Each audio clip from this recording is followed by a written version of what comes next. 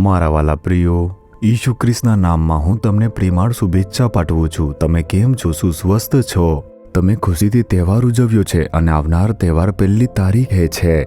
શું તમે તે જાન્યુઆરીએ નવા વર્ષની તહેવારની તૈયારી કરો છો? સારું. પરંતુ તમે ગરીબોને મદદ કરી? શું તમે બીજાઓને ખુશ કર્યા છે? શું તે સાચું સુખ નથી? જો તમે તેને ચૂકી ગયા છે તો ઓછામાં ઓછું 1 તારીખે લોકોને મદદ કરો, તેમને ખુશ કરો. ઠીક છે? આ દિવસે પ્રભુ મારા માટે કયું વચન કહે છે? શું તે મહત્વનું નથી? બાઇબલની અંદર કરંથીઓને પહેલું પત્ર 15 અધ્યાયના 57 વચનમાં જુઓ. આપણા પ્રભુ ઈસુ ખ્રિસ્તની મારફતે આપણને વિજય અપાવનાર ઈશ્વરનો આભાર માનો. એટલે કે તે વિજય અપાવનાર પ્રભુ છે. આપણા પ્રભુ ઈસુનો સ્વભાવ તે કેવો છે? તે જય અપાવનાર પ્રભુ છે.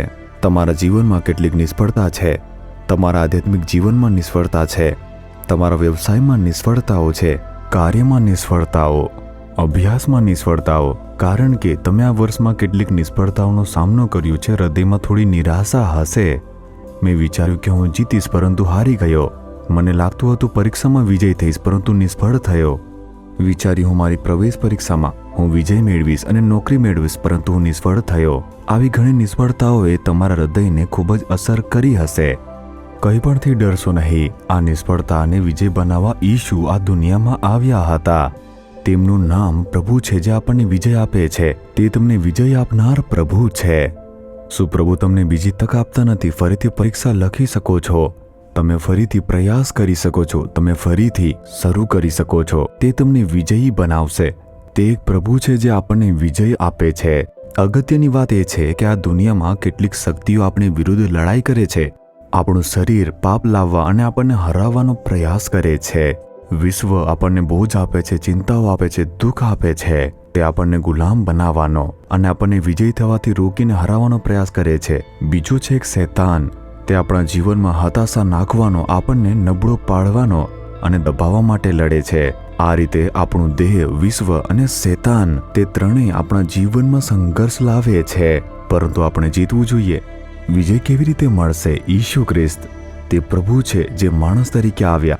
આ જગતમાં સંપૂર્ણ માણસ તરીકે તે જીવ્યા. તેમણે પાપ, વિશ્વ અને શરીરને હરાવ્યું. તેમણે ક્રૂસ પર વિજય થયા હતા અને આપણને તેમણે વિજય અપાવ્યો. જો ઈસુ આપણી સાથે છે, તમે શરીરને હરાવી શકો છો, દુનિયાવી સંઘર્ષોને હરાવી શકો છો, શૈતાનને હરાવી શકો છો. તમે વિજયી લોકો બનશો.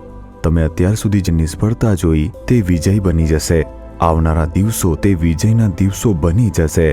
તમે વિજય જોવા જઈ રહ્યા છો. વિશ્વાસ કરો. તમે અત્યારે જે નિષ્ફળતાનો સામનો કરો છો તેનાથી નિરાશ ન થાઓ. પ્રભુ ઉપર તમે આધાર રાખો. તમે પ્રભુને પકડીને રાખો. મારી શક્તિ, મારી ડાપણ, મારો પ્રયત્ન તે બધું ન વિચારો. પ્રભુની શક્તિ, પ્રભુનું જ્ઞાન, પ્રભુની મદદ તેના વિશે વિચારીને જુઓ. ઈસુ મારી મદદ છે એમ કહીને તેમનામાં વિશ્વાસ કરીને જુઓ. તમે વિજયી થશો. તમારી નિષ્ફળતા તે વિજયમાં બદલી જશે. હવે તમારું હૃદય પ્રભુ તરફ ફેરવો અને કહો, તમે પ્રભુ છો જે મને વિજય આપો છો ઈસુ. જો આમ કહેશો, તમે વિજયને જોશો. તમારા હૃદય પર હાથ રાખો. મને વિજય અપાવનાર અને મને આનંદ કરાવનાર ઈસુની સ્તુતિ થાઓ. જે મને હંમેશા વિજય આપે છે તે પ્રભુ ઈસુ ખ્રિસ્તની સ્તુતિ થાઓ.